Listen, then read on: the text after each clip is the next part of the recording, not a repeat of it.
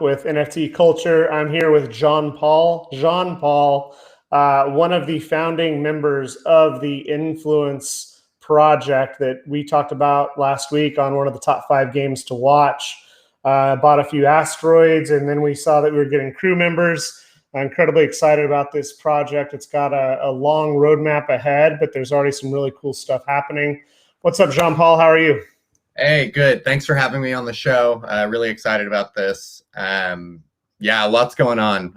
We just closed out our, sale last week, so we're hunkering down. We're in planning mode in terms of, making sure our roadmap is solid. We're hiring some new team members, and we're just going.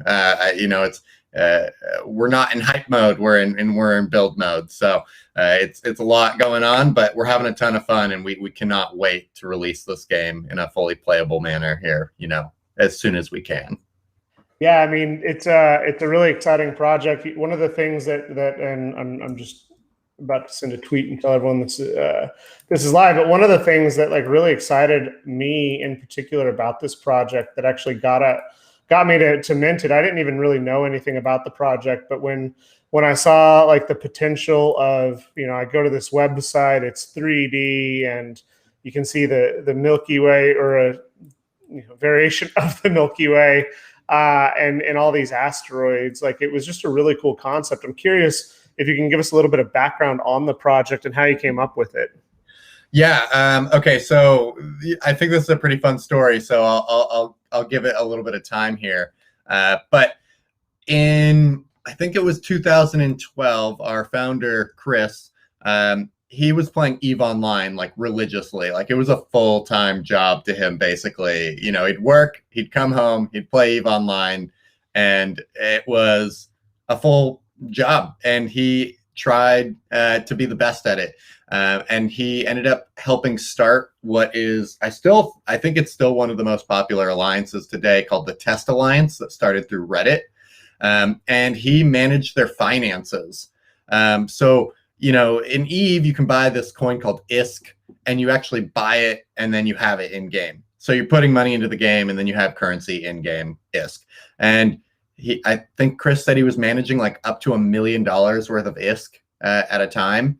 And he was receiving no value from that. So after a year of doing this, as almost another job, he was like, why aren't players receiving any value back from making this game good? It's the team made the game great, awesome, but these players are the ones that are making the world fun for everyone else. And so that was in 2012. This is way before play-to-earn gaming or anything was really known. And so he was like, how do I make a game that, can reward players for playing? And that was just the start of the idea. He started brainstorming. He wrote some stuff down. He has documents dating back to 2012 of his ideas.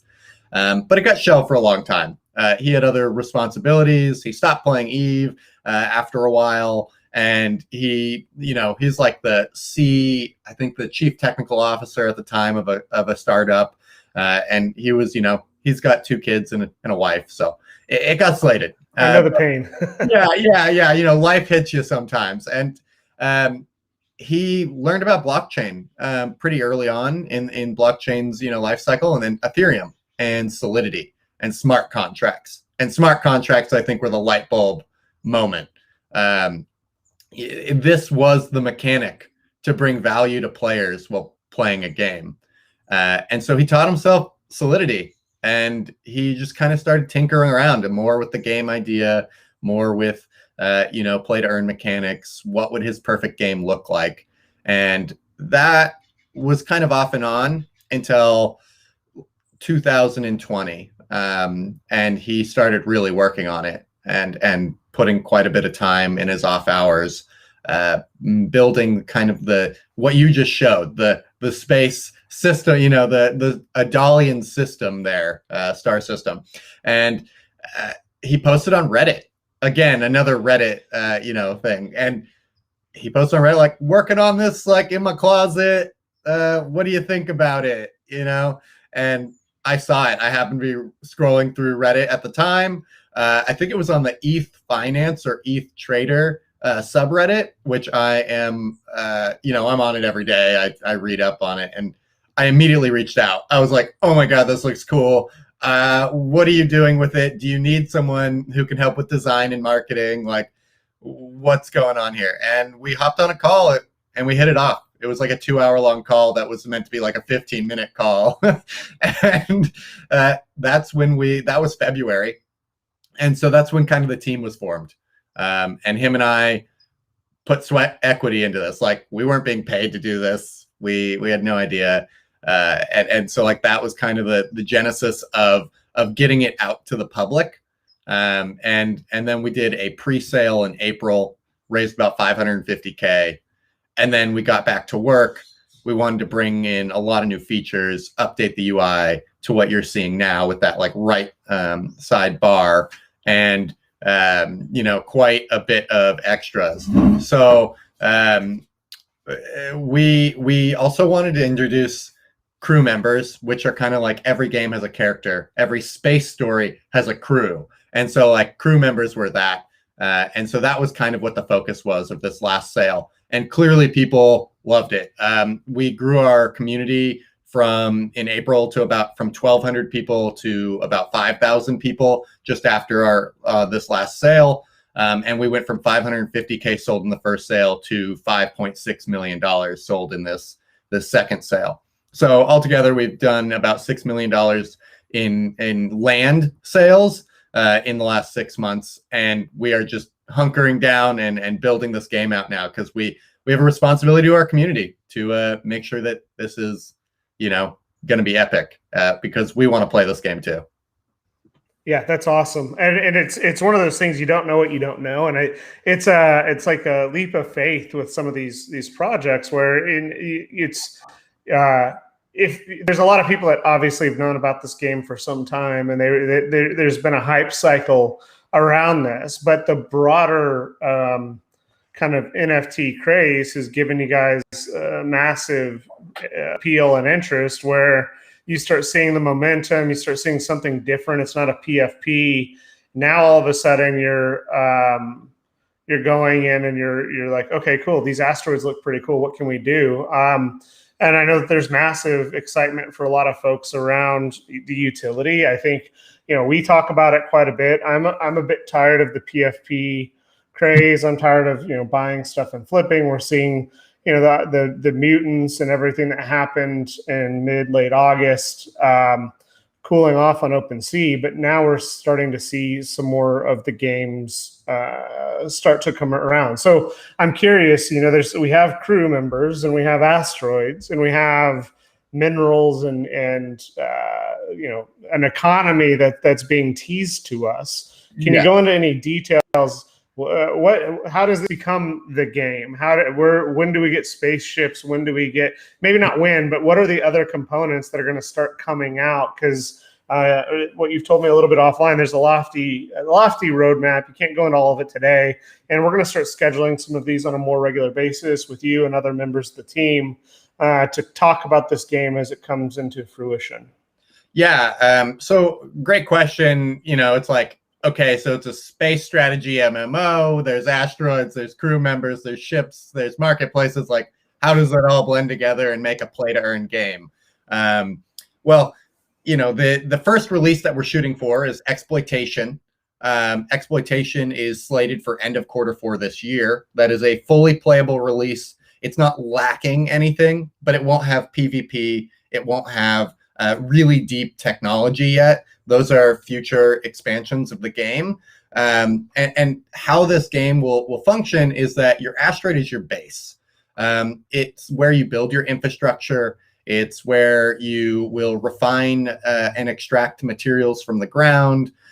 You'll be able to then utilize those materials to either take them to marketplaces and sell them, or buy more materials to help you facilitate more infrastructure growth on your asteroid, build more ships, and kind of engage in commerce and attract people to your specific economy. The cool part about this game is you can do what you want.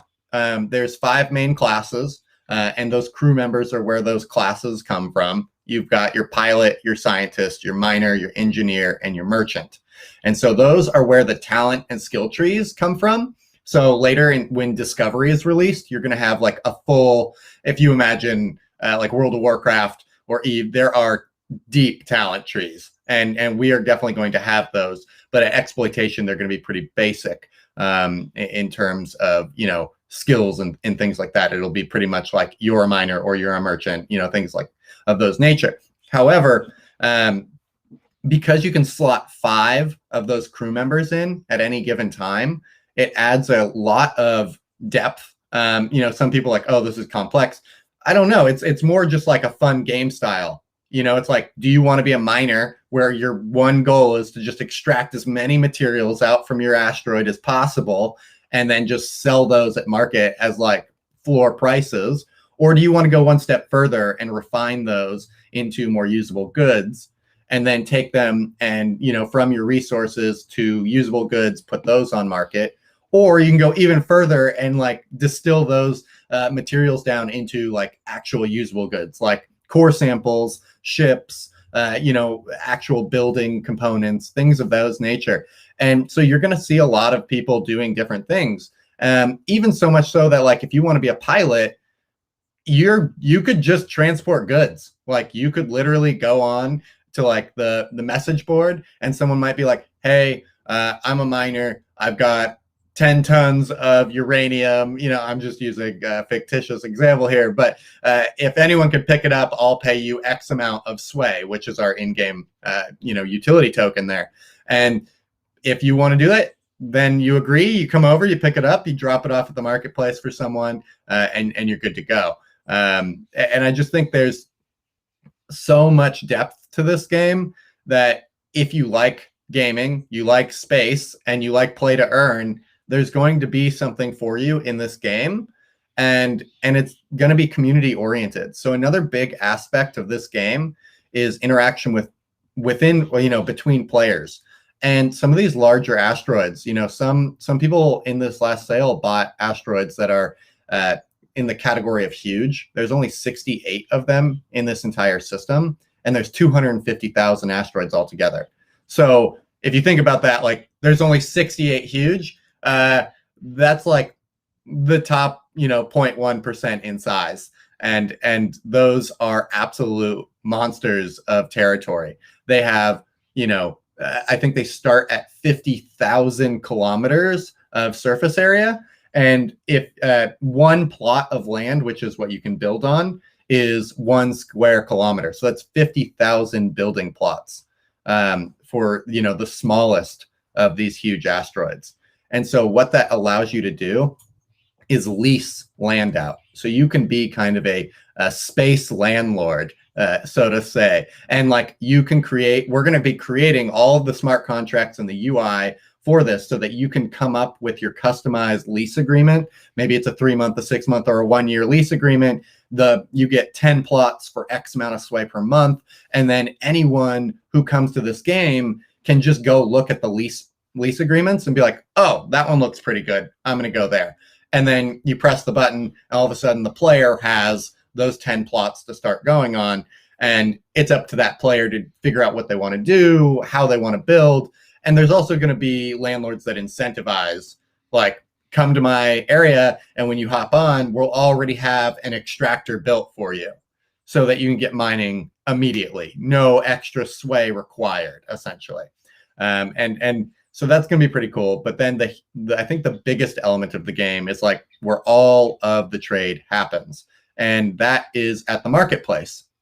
Marketplaces are marketplaces. You know, that's where all the goods flow through. And you're going to have competitive pricing. And every asteroid that has a marketplace is different. So you can't teleport goods, essentially. You actually have to be on that asteroid to get those resources.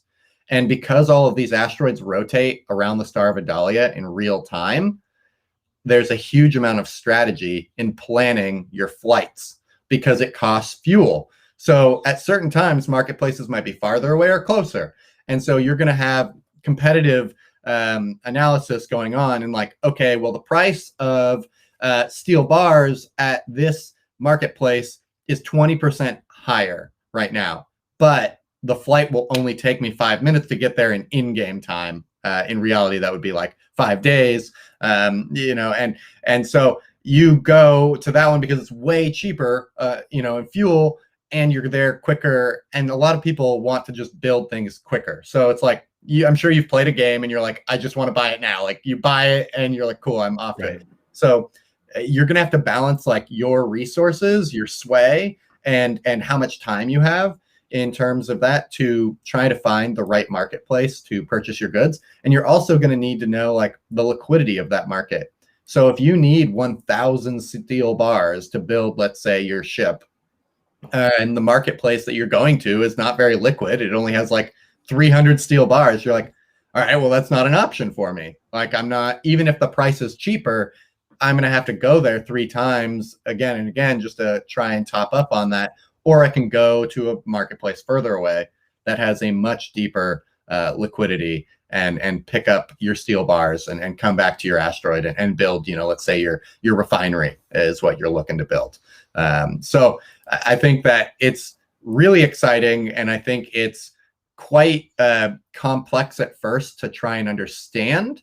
But I think once you start playing, it's not going to be that hard. You'll learn the UI. I mean, you're poking around the UI right now. Like it's not that difficult. And you know, it might take some time to figure out how to be competitive in the game. You know, I think in the play to earn space, Axie Infinity is the juggernaut, and you hear so much about like people in the Philippines are making X amount of dollars per day by playing, and like Influence isn't guaranteeing you making of money. Like we're guaranteeing you the earning of sway while playing, because that's what the economy is based off of.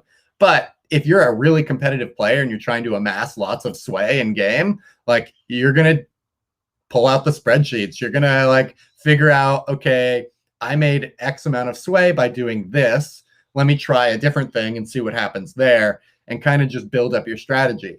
And then over time, as discovery is released, talent trees will be released, and you're going to be able to specialize even more. And so what we love about this game, and so if you want to ask a question, by all means, just interject here. No, this is why, you know, it's complex, and a lot of people don't know what they bought. So I'm just letting you riff. I mean, I would briefly, you know, before you kind of go into a little bit more of that nuance, I think it's interesting about the arbitrage components, where it's not like you mine it and now it's like in the old World of Warcraft days, like, you know, all the auction houses are connected, right? And so if I put it on auction house A, it's available on all of them, and there's no distinguishing factors. So what excited me about it is like even the minerals on your asteroid, until they enter, and it may be even after they enter the auction house, they're going to be that unique piece of it. And so like there is that opportunity for arbitrage, which is going to create, those are the types of things that excite people. I mean, that's why people are doing this NFT game right now, I feel.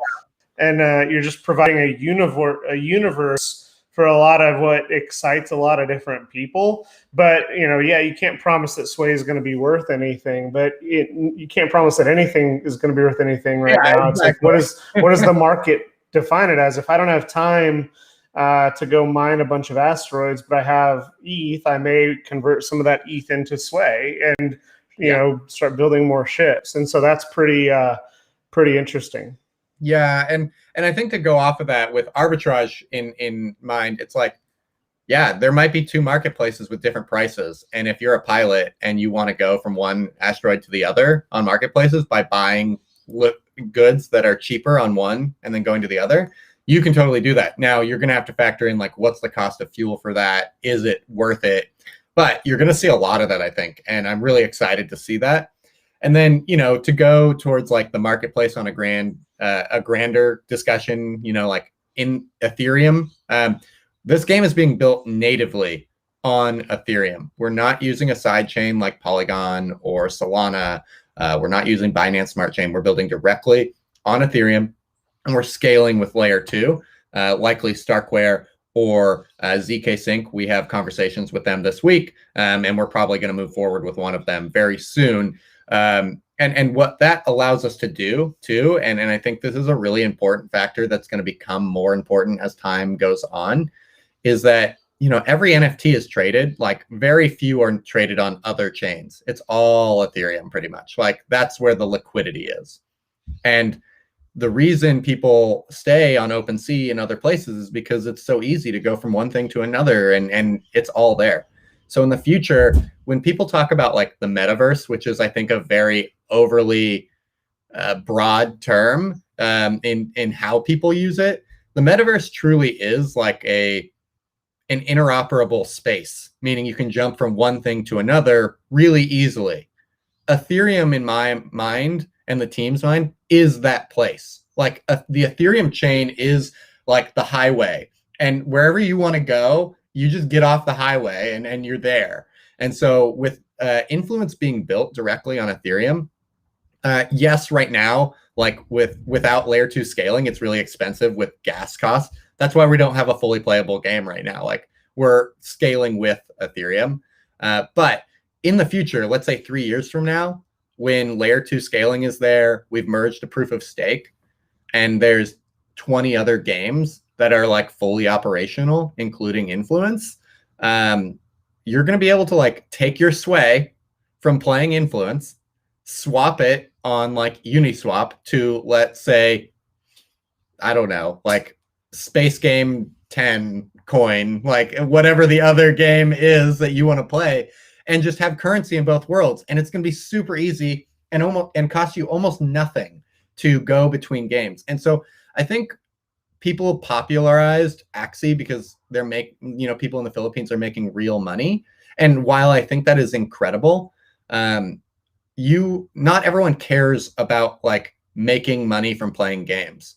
Me, I don't have a lot of time. Like I'm not spending 8 hours a day playing a video game. I'm going to hop on maybe for an hour here and there, have fun, and I'll earn sway in this game by doing that. Now, if I want to go play, let's say, the League of Legends game that is now built on Ethereum, I can just swap my token sway to whatever that is, and now I'm in both worlds. And I think that is such an incredibly cool thing that will happen fairly soon. And yeah, you can kind of do that by bridging to like Polygon or bridging to Solana right now, but it's complicated and you have multiple steps and it can get pretty costly. And it's also, like Solana is centralized and so is Polygon. Like people who say they are not don't quite understand that VCs own like 90% of the servers that are running those chains. And so like that's great because it's super fast and cheap right now. But when Ethereum can do the same thing and be completely decentralized, I think that's really, really important. You want lasting blockchain products. You don't want them screwed with. And Ethereum's the place you're going to want to do it. So not to go too long off on a tangent on why I think Ethereum natively built products are superior. And we happen to be one, but like there's a reason for that. And I think the longevity of this space, really requires things to be built on a chain that's fully decentralized. I'm proud that you said that. I think short term, there's as an Ethereum maxi, you can dog Polygon and you can do certain things, and there are flaws, right? And this is part of the issue that the ICOs being lazy caused, right? Is that there was a lot. They had the opportunity in 2017, and most projects like ruined it, and they ruined it for a lot of people. And now a lot of the important chains that exist today are VC backed and VC owned, where it feels decentralized, but it's really not. Yeah. And so that's going to have implications downterm. And that's having implications today with NFTs. When we think about the centralized nature of a lot of the ownership with some of these really well-known projects, as millionaires by CryptoPunks and sports athletes by these projects, it loses some of the appeal, and that's why you see some of the pushback with stoner cats, right, wrong, or indifferent, and otherwise. So I appreciate your effort there. That being said, I love Crypto Raiders. I love Zed Run and Polygon. But and I know you're not blasting anything that's built on that. But I'm happy that you're cognizant of what you're trying to build, and that's really cool. That you're. I don't want to get political, but do you care about the minerals that are making the devices that we have and how they're being taken out of the ground and to what level? And so you're being cognizant, I feel, from the ground floor up with what you're building, and that's commendable. So good for you, good for the team on that. There's a lot to unpack, and I know we've got a few of these probably planned weekly or bi-weekly as we're trying to discover more. You have an announcement that's going to be coming over the next days. Are there any other tidbits that you can share with us today? And for people that are watching this, like what? Like the asteroids mining crew members, ships, like, what can people look out for short-term and long-term, and what benefit do people have, continuing to buy asteroids and crew members now versus waiting for more of the readiness to be published? Yeah. So releases that we'll be able to, I think, that are going to get people pretty excited very soon we're going to publicly release our tokenomics. We have been very, very private with them for quite a while. We've had people who have created funds at Goldman Sachs look at it. We've had, other like YGG dive into it. We've had quite a few people look at it, and we just want to make sure, like, both legally it's sound, the tokenomics and economy are sound, and then when we do push it out, that we have the documentation so that people can understand it. Because I think most people don't read white papers. They like hype, cool, buy.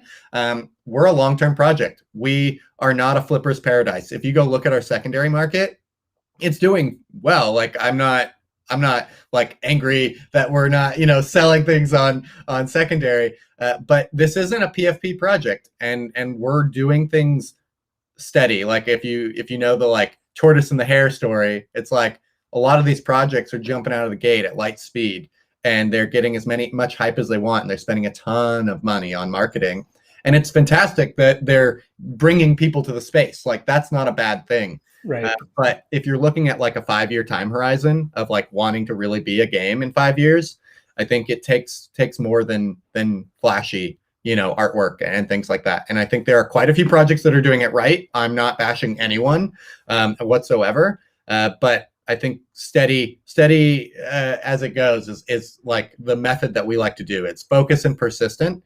And then, what are we looking forward to? Besides, the release of the tokenomics, which I think is just epic that I finally can talk about that here soon. But the game is gonna be fully playable, quite soon. We're shooting for end of Q4 this year, and yeah, that's like months away. Let's just say, it's months away, but what other games can you really play right now? There's not that many that are fully playable yet. And this is also something that is not a mobile only game. Like, it's going to be a desktop experience. And yes, we have a mobile UI. It's going to be quite like 2D panes on the mobile.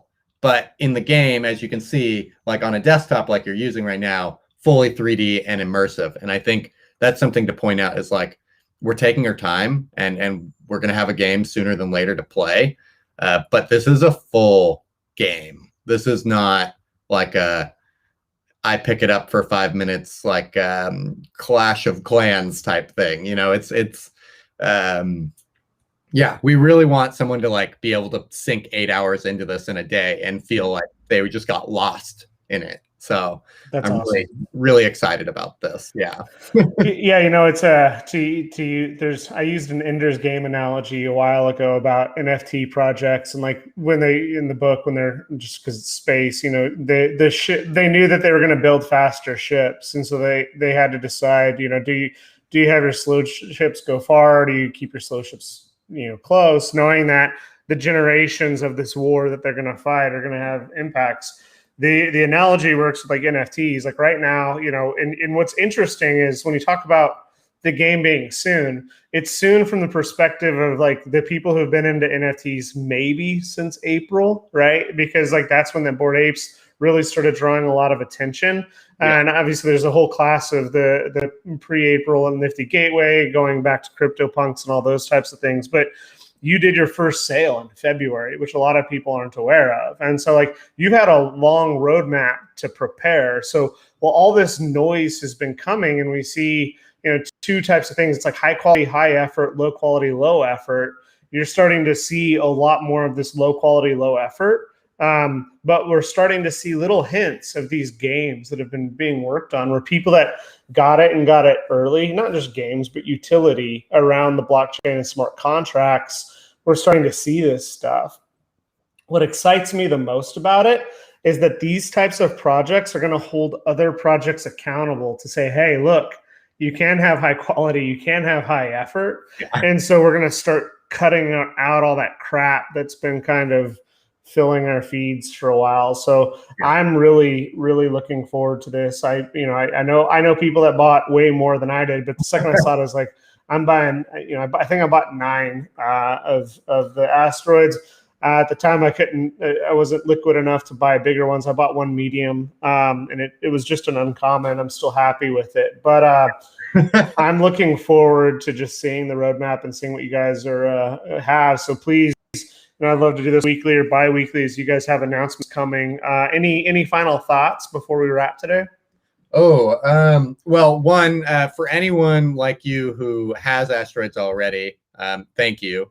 Your support means a lot to us. That we've hired 2 new developers. They're going to be fully operational by end of this month, which is incredible. We're building the team out. We're going to have a new community manager here pretty soon, and we're there's a lot of exciting things that are happening, and it might look like we're not saying anything for a few weeks, but when we start saying things, it's going to be pretty exciting. Another thing, because you mentioned like you bought a medium and it was only uncommon. Anyone who has asteroids that are uncommon, you're in the top 50% of rarity, because throughout the entire belt, there's 250,000 asteroids, and every sale past today or past our last one, they don't get any of the like special roll bonuses and guaranteed rarity.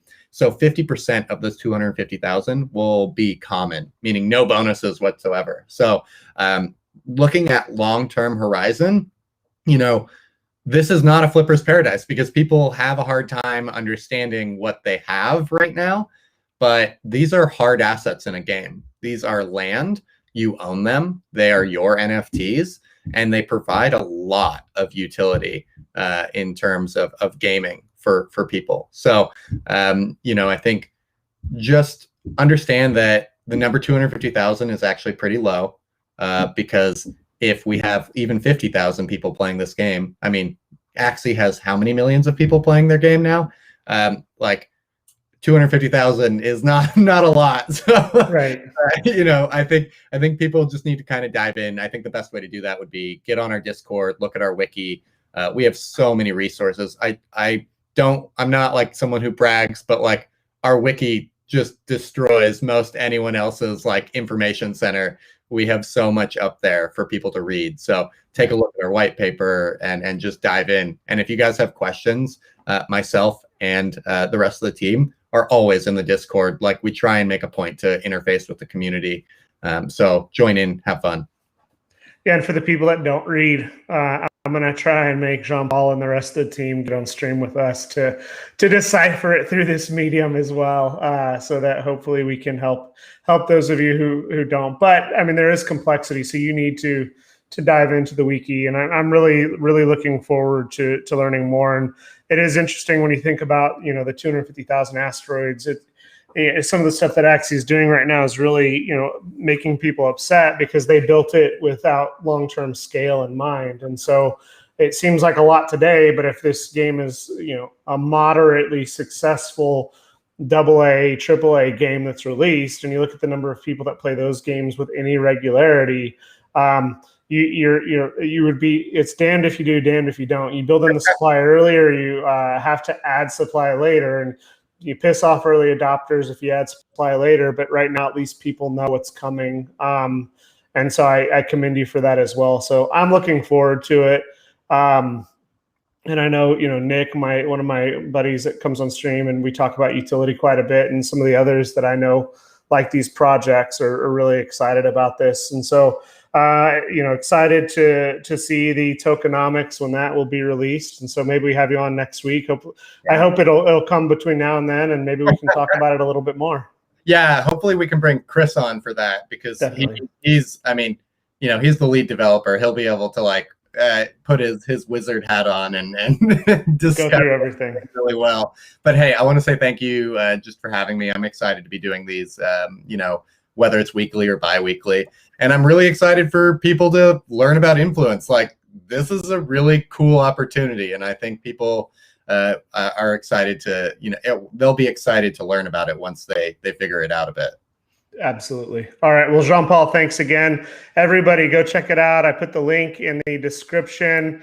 You can learn more about it here on the website, influenceth.io, and we will have the team back on. Everyone take care.